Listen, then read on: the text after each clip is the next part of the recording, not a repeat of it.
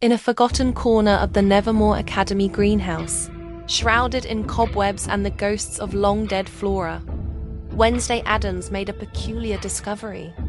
It was a plant unlike any she had catalogued, a specimen of Gothic botany that seemed to throb with a faint internal pulse.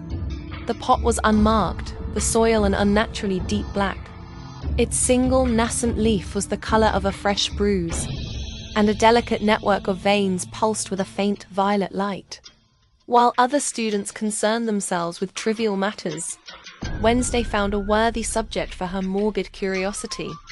She named it Morticia's Sigh *, a fitting tribute to its melancholic, yet strangely alluring, presence.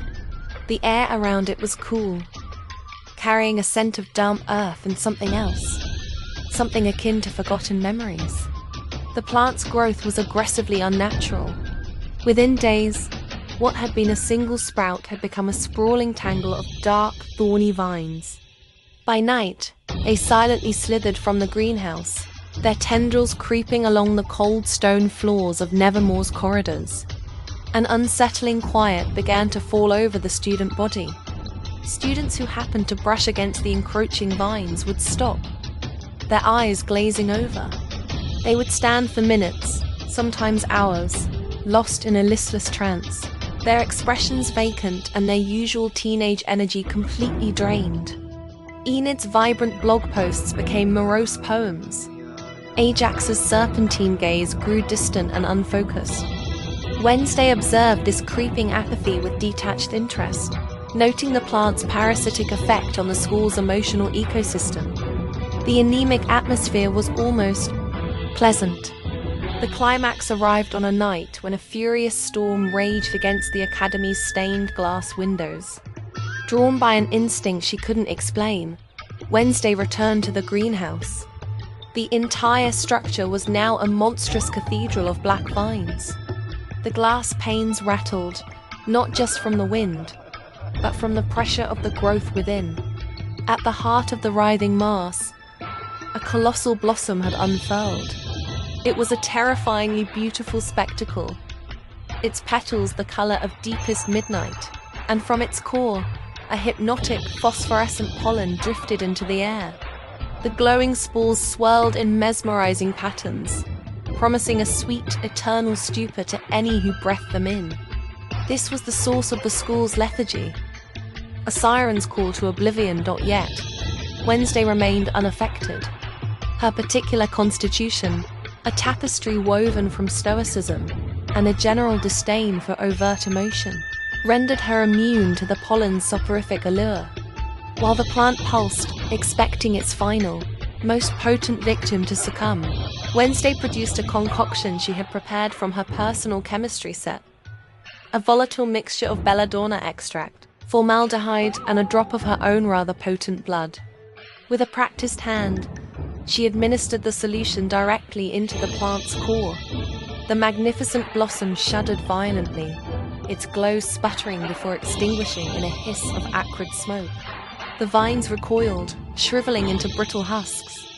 The next morning, the students of Nevermore awoke as if from a long, dull dream, their usual cacophony restored. In the now wrecked greenhouse, Wednesday snipped a small, seemingly dormant cutting from the neutralized plant. Placing it carefully in a specimen box, a rare, almost imperceptible smile touched the corners of her lips. It would make a fine addition to her collection. In the dimly lit confines of her dorm room at Nevermore Academy, a lone figure hunched over a desk, a stark silhouette against the Gothic arch of the window. Wednesday Addams, ever the purveyor of the peculiar, examined her latest acquisition. It was a cutting severed from a rather nondescript plant she had discovered in the conservatory, now potted and placed in the center of her workspace. The specimen was unassuming, with two waxy, dark green leaves and a stem no thicker than her little finger. To any other observer, it was merely a piece of flora. To Wednesday, it was a hypothesis waiting to be proven. Her quill scratched against the parchment of her journal, the dry, rasping sound the only disturbance in the oppressive silence. The plant, for its part, remained perfectly still, a silent subject under her unblinking scrutiny. A week bled into the next, marked only by the phases of the moon visible through her window. The monotony was broken by an almost imperceptible shift. As Wednesday practiced her cello, the melancholic strains of Vivaldi's Winter filling the stone chamber, a faint sound echoed back. It was not a mere reverberation, but a perfect, albeit muted, repetition of a few chosen notes. Her fingers stilled on the strings, her gaze locked onto the pot. The cutting had begun its performance. It started small, mimicking the frantic scratching of her pen as she documented its every non-movement. Then, it grew bolder. It began to whisper. Fragments of conversations and snatches of her own sardonic remarks to Enid were replayed in a chillingly accurate imitation of her own deadpan voice. I find social media to be a soul-sucking void of meaningless affirmation, it murmured, the tiny leaves quivering almost imperceptibly. The plant was not just a specimen. It was a recording device, a living archive of her solitude. She christened it Echo. The true extent of Echo's abilities revealed itself one evening as the shadows in the room grew long and distorted.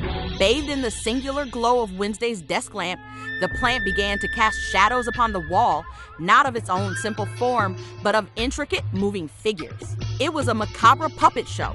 Shadowy wolves with impossibly sharp teeth devoured a girl in a red hooded cloak. A spindly witch beckoned children towards an oven shaped from darkness. Then, the shadows coalesced, forming a perfect two-dimensional replica of Wednesday herself, pigtails and all. The shadow Wednesday turned its head, its movements sharp and precise. Just as Wednesday leaned in, a flicker of scientific curiosity in her eyes, the shadow contorted. It grew taller, its limbs elongating into spider-like appendages, its head swelling into a monstrous, gaping maw. A silent, terrifying parody of her own form loomed on the stone wall, a projection of some inner, unseen darkness. Where another might have recoiled in terror or at least mild surprise, Wednesday remained impassive. Her expression did not shift. The monstrous shadow puppet was, to her, merely a new variable in the equation. With a slow, deliberate movement, she reached out and adjusted the angle of her desk lamp. The grotesque figure warped, its terrifying form shrinking and stretching into a comical, distorted mess on the wall. She picked up her quill, dipped it in the inkwell, and turned to a fresh page in her journal. Subject exhibits advanced mimicry, including vocal replication and shadow projection. She wrote, her handwriting as sharp and severe as ever. Hypothesis, its manifestations are influenced by the observer's psyche, further stimulation required. She glanced at the small, unassuming plant, now quiescent once more. A thin, chilling smile touched her lips. Her experiment had only just begun.